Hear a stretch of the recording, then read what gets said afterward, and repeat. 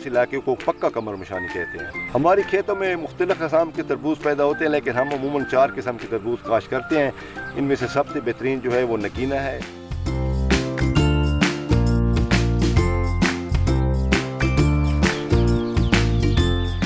मेरा नाम मोहम्मद सलीमुल्लाह खान है। मैं ज़िला मियांवाली के मरूफ शहर कमर मशानी से ताल्लुक़ रखता हूँ। बीज 412 है, अब्दाली एक बीज है और अनारकली। ये इम्पोर्टेड बीज होते हैं, ये हम सीड डीलर से लेते हैं। ये ज़्यादातर थाईलैंड, चाइना और जापान से इम्पोर्ट होते हैं। इसकी मेन वजह यह है कि हमारी ज़मीन बहुत ज़्यादा दरख्याज है। तरबूज की काश्त के लिहाज से बहुत ज़्यादा फिट है, ना बहुत ज़्यादा भारी मेरा है ना रेतली है, दरमियानी किस्म की ज़मीन है।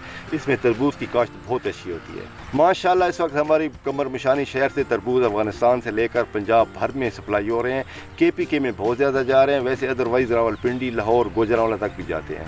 ये तकरीबन इस वक्त 6 एकड़ के करीब हमारी फसल है तरबूज की। वज़न के हिसाब से हम बेचते नहीं है, हम पिकअप हिसाब से बेचते हैं जिसकी नीलामी होती है। नीलामी माशाल्लाह एक पिकअप में तकरीबन 350 के करीब तरबूज आते हैं।